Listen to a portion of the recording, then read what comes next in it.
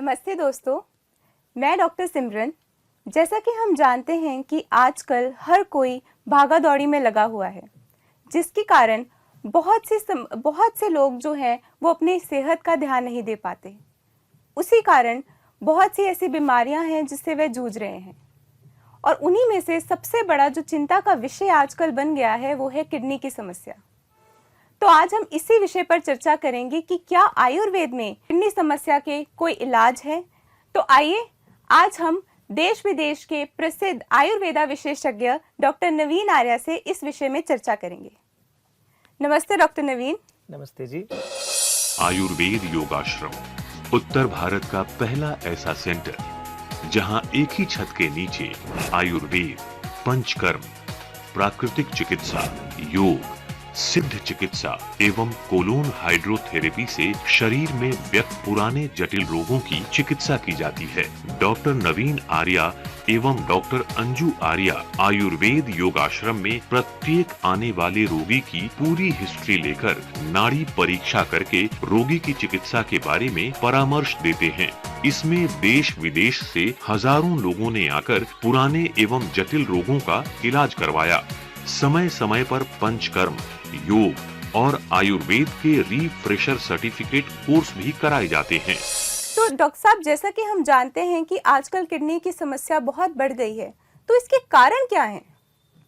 बिल्कुल ठीक सिमरन जी, आपने पूछा है। आज हमारा विषय है किडनी का, और किडनी की प्रॉब्लम को जानने से पहले हमें उसके जो कारण हैं उनके ऊपर फोकस करना चाहिए, क्योंकि हम आयुर्वेद से जुड़े हैं और आयुर्वेद हमेशा ये मानता है कि जब हमें कारण का पता हो तो हम उस चीज को बहुत जल्दी ठीक कर सकते हैं। और किडनी के लिए जो सबसे पहला कारण किडनी की प्रॉब्लम का बनता है वो है हमारे अंदर, बॉडी के अंदर जरूरत से ज्यादा पेन किलर का सेवन करना। हम कर क्या रहे हैं आजकल? हमें सिर दर्द हो रहा है तो हम पेन किलर उठा के खा लेते हैं, हमें गर्दन दर्द हो रही है तो पेन किलर उठा लिया, हमें थोड़ा सा ट्रैफिक जैम में रहे और हमें लगा कि हमें स्ट्रेस हो रहा है, हमने फिर पेन किलर खा लिया। इतने पेन किलर हम खा रहे हैं, और वो भी बिना डॉक्टर की सलाह के। तो जो ये पेन किलर बिना डॉक्टर की सलाह के हम खाते हैं वो हमारे अंदर किडनी की प्रॉब्लम का बहुत बड़ा कारण बनते हैं। और किडनी की प्रॉब्लम भी कैसी? एक्यूट किडनी फेलियर उससे आ रहा है, क्रॉनिक किडनी डिजीज उससे हो रही है। तो पेन किलर किडनी की समस्या के लिए सबसे बड़े मेन कारण है। अभी पिछले दिनों हमारे भारतवर्ष में एक दो पेन किलर्स हैं, जैसे डिक्लोफेनिक सोडियम है, उसको गवर्नमेंट लेवल ने पूरा बैन किया, लेकिन अभी भी वो धड़ल्ले से हम खा रहे हैं। हर घर में हरे रंग की पत्ते की गोली मिल रही है दर्द के लिए। दूसरा इंपॉर्टेंट कारण बनता है डायबिटीज। बड़े दुख की बात है कि कभी जो भारतवर्ष पूरे दुनिया में अपने विश्वविद्यालयों के लिए एक डंका बजाता था, आज वो पूरे विश्व में डायबिटीज के पेशेंट के लिए पहले नंबर पर आ गया है। और हम डायबिटीज के लिए जब उसके अकॉर्डिंगली बिहेव नहीं करते हैं, हम उसके अकॉर्डिंगली उसका ट्रीटमेंट नहीं कराते हैं, वो अनकंट्रोल्ड डायबिटीज हो जाती है। चाहे वो इंसुलिन डिपेंडेंट डायबिटीज हो, चाहे वो नॉन इंसुलिन डिपेंडेंट डायबिटीज हो, दोनों केसेस में अनकंट्रोल्ड डायबिटीज जो है वो हमारे अंदर डायबिटिक नेफ्रोपैथी का काम करती है। और जब डायबिटिक नेफ्रोपैथी आ जाती है तो इसका मतलब है हमारे अंदर से डायबिटीज बढ़ने के साथ साथ किडनी की वही प्रॉब्लम जिसके बारे में आप जिक्र कर रहे थे, chronic kidney disease, acute kidney disease का एक कारण बनता जाता है डायबिटीज का अनकंट्रोल होना। तो डॉक्टर साहब, जैसे कि आपने बताया कि पेन किलर और डायबिटीज इसके कारण हैं, तो क्या कोई और भी कारण है जिसकी वजह से ये समस्या हो सकती है? बिल्कुल सही सिमरन जी, जब हम डायबिटीज की बात करते हैं, पेन किलर की बात करते हैं, तो एक और चीज हमारे सामने आती है, वो है हमारे ब्लड प्रेशर का असामान्य गति से इतना बढ़ना कि वो हमारे कंट्रोल के बाहर हो जाता है। हम ABC कोई भी मेडिसिन किसी भी पैथी की लेते हैं ब्लड प्रेशर के लिए, लेकिन वो कंट्रोल नहीं हो पा रहा। और जब वो ब्लड प्रेशर कंट्रोल नहीं होता है, हम बिना डॉक्टर की सलाह के कई बार उसको 1 की 2 गोली कर देते हैं, 10 के 20 मिलीग्राम कर देते हैं, और नतीजा तब भी वो लगातार बढ़ता ही जाता है। हम जब उस डायबिटीज को, उस ब्लड प्रेशर को अनकंट्रोल कर देते हैं, अब ब्लड प्रेशर अनकंट्रोल्ड हो रहा है, सबको पता है कि जब ब्लड प्रेशर अनकंट्रोल होता है तो हमारे लिए पैरालिसिस जैसी प्रॉब्लम को भी पैदा कर देता है। जब पैरालिसिस की प्रॉब्लम भी आ सकती है तो वहीं ब्लड प्रेशर हमारे अंदर से किडनी की समस्या को पैदा करता है। और डायबिटीज एंड ब्लड प्रेशर, इन दोनों की प्रॉब्लम्स का जितना ज्यादा हम ध्यान रखेंगे, उनको और ज्यादा मॉनिटर करेंगे और अपने लिए ये ध्यान में रखेंगे कि हमने इनको कंट्रोल में रखना है, तो हम इस किडनी की प्रॉब्लम से बच सकते हैं। तो डॉक्टर साहब, जैसे कि आपने बताया कि ब्लड प्रेशर भी है, तो जैसे हम मानते हैं कि डाइट का भी हमारे जीवन में बहुत रोल होता है, तो आजकल क्या डाइट का इस पे कोई असर पड़ रहा है? बहुत सही जी। डाइट और लाइफस्टाइल, इसको आयुर्वेद में हजारों साल पहले बताया गया था। आहार और विहार का ध्यान रखना। आहार मतलब डाइट, विहार मतलब लाइफस्टाइल। तो हम आजकल क्या कर रहे हैं? सुबह से लेकर शाम तक भाग रहे हैं अपने उसी पैसे की दौड़ के लिए। हमें खाना भी खाना है तो हम रास्ते में भाग रहे हैं, मेट्रोज में चल रहे हैं, एक बर्गर उठाया खा रहे हैं, साथ में कोल्ड ड्रिंक पी रहे हैं। बर्गर खा रहे हैं, उसके साथ साथ हम कोई भी और फ्राइड चीज का सेवन कर रहे हैं। हमारे अंदर एक जंक फूड इस तरह से एक एसेंशियल पार्ट हो गया है हमारी किचन का कि हम उसके बिना सर्वाइवल ही नहीं कर सकते।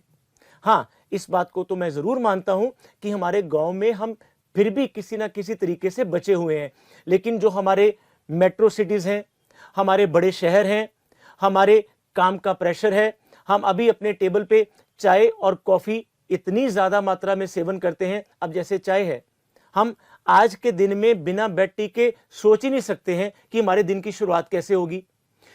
चाय लगातार सेवन करना हमारे अंदर एसिड पैदा करता है और वो एसिड अल्टीमेटली मेटाबॉलिक एसिडोसिस की तरफ चला जाता है। ये थोड़ी सी टेक्निकल टर्म है, लेकिन मेरा बताना ये जरूरी है कि चाय का जरूरत से ज्यादा सेवन करना। कॉफी, आजकल कॉफी को हमने स्टेटस सिंबल बना लिया है। कॉफी का जरूरत से ज्यादा सेवन करना। मैं जब बाहर जाता हूं, इंडिया से बाहर, तो कितनी कंट्रीज में हमारे लेक्चर्स होते हैं, मैं देखता हूं वहां लोग कॉफी के कप नहीं पीते। हम तो कप पीते हैं, वहां कॉफी के इतने बड़े बड़े मग चलते हैं, और वो भी कितनी बार? 5 बार, 8 बार, 10 बार। ये जो इतनी बड़ी मात्रा में हम चाय और कॉफी का सेवन करते हैं, बर्गर और पिज्जा का सेवन करते हैं, सॉसेज लेते हैं, मोमोज लेते हैं, ये सब चीजें हमारे अंदर जंक फूड जो है हमारी किडनी की फिल्ट्रेशन पावर को धीरे धीरे कम करता है। अब इसका मतलब ये नहीं है कि ये जंक फूड सिर्फ वेस्टर्न कल्चर से ही आया है। एक छोटी सी मिसाल देखिए, हमारे अंदर हम एक समोसे की दुकान पे जाते हैं, हम 2 समोसे खाते हैं, पर उस व्यक्ति का सोचिए जो समोसे बना रहा है, वो एक दिन में एक कढ़ाई में लगभग 700-800 समोसे बनाता है। अब वो जितना ट्रांस फैट हमारे अंदर जा रहा है, पेट की परेशानियां तो करेगा ही, हार्ट की परेशानियां करेगा ही, लेकिन उसके साथ साथ वो ट्रांस फैट और वो जंक फूड हमारे अंदर, ये जो इंडियन स्ट्रीट फूड है, ज्यादा से ज्यादा रिफाइंड ऑयल से तला गया, डालडा घी से तला गया, वनस्पति घी से तला गया, ये भी हमारे अंदर पेट की समस्या के साथ साथ किडनी की प्रॉब्लम को बनाते हैं। और जब डाइट की बात करते हैं तो एक चीज मैं बिल्कुल बताना नहीं भूलता और हर लेक्चर में जरूर बताता हूं कि अल्कोहल, शराब, हमने इसको आज की डेट में स्टेटस सिंबल बना लिया है। बड़े शहरों में जाएं तो वहां पे लगता है कि कोई मीटिंग इसके बिना पॉसिबल नहीं है, और वो शराब सबसे पहले कहां इफेक्ट करेगी? लिवर के ऊपर। और अगर वो लिवर में इफेक्ट कर रही है, उसके साथ ही साथ वो किडनी को बहुत ज्यादा मात्रा में डैमेज करती है। और मैं ये नहीं कहूंगा कि ये सिर्फ बड़े शहरों तक ही है। गांव का छोटे से छोटा व्यक्ति जो 100-200 रुपए दिहाड़ी भी कमाता है, वो भी शराब के बिना नहीं रह पाता है। और एक बड़े से बड़ा कॉर्पोरेट हाउस का मालिक जो लाखों कमाता है, करोड़ों कमाता है, वो भी शराब के बिना नहीं रह पाता। ये सब चीजें हमारे अंदर हेल्थ को बहुत ज्यादा डिटीरियोरेट करते हैं, और ये चीजें जो हमारी हेल्थ को खराब करती हैं, ये शराब, ये सिगरेट, ये जंक फूड, ये सॉसेज, ये कहीं ना कहीं सबसे पहले हमारे अंदर किडनी की समस्या को ही जन्म देते हैं। और जब विहार की बात करते हैं, हमारा लाइफस्टाइल ऐसा हो गया है, हमें दिन में काम करना है, रात में काम करना है, ना उठने का पता है, ना सोने का पता है। वो लाइफस्टाइल हमारे अंदर, और हम मीटिंग में बैठे हैं, हमें यूरिन का प्रेशर आया है तो हम उठ के नहीं जाते हैं।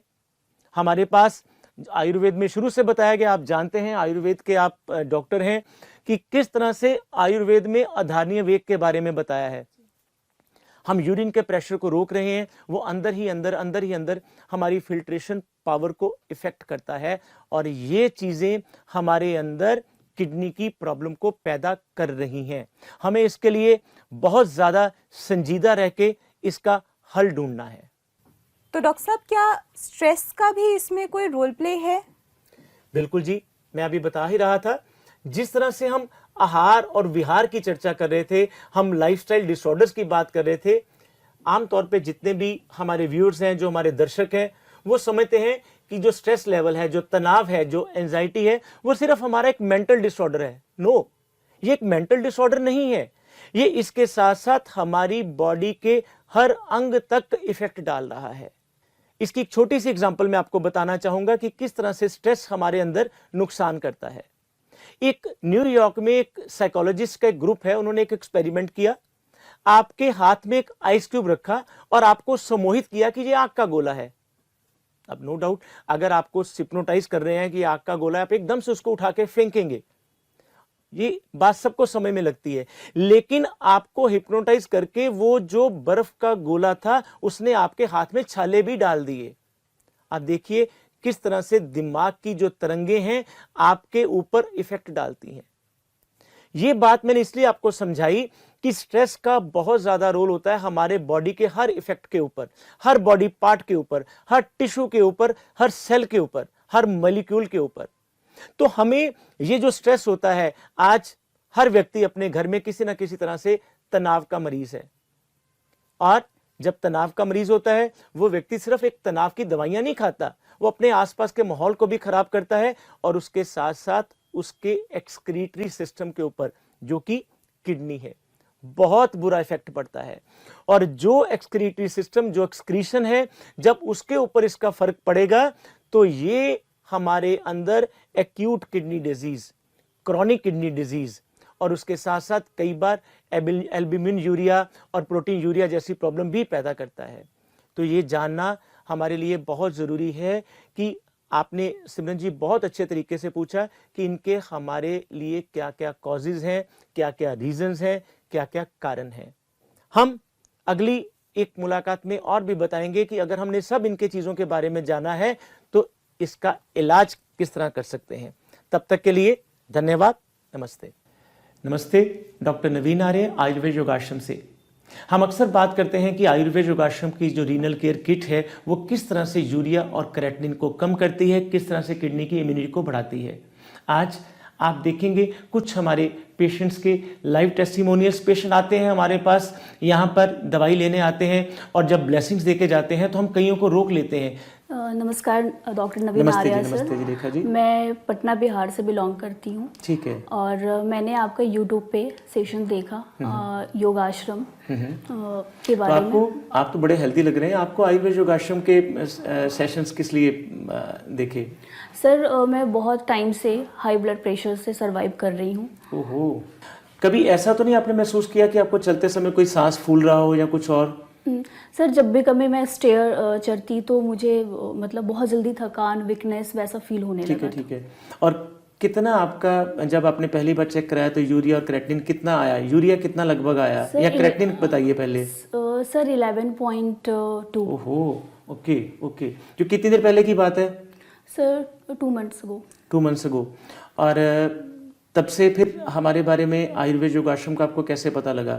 सर यूट्यूब चैनल जो है आपका, उसके थ्रू मैंने आपके सेशन देखा। वहाँ से मैं काफ़ी एक पॉजिटिव एनर्जी मुझे आई आपका देखने के बाद। ठीक है। अभी रिसेंटली मेरा 4.2 अप्रॉक्स। Very good. ये बहुत अच्छी बात है। अगर हमारा क्रेटिनिन अब नीचे आ रहा है ना, तो हमें इसके लिए थोड़ा सा स्ट्रिक्टली और होना पड़ेगा डाइट में। बहुत धन्यवाद। दूर से आई हूँ तो मैं अपने नोन्स में सबको मैं ये इसके बारे में बताऊंगी कि वो आपके साथ जो भी इस प्रॉब्लम से सर्वाइव कर रहे हैं वो ज़्यादा से ज़्यादा लोग जुड़े। और नहीं, बहुत धन्यवाद आपका। बहुत धन्यवाद। Thank you sir.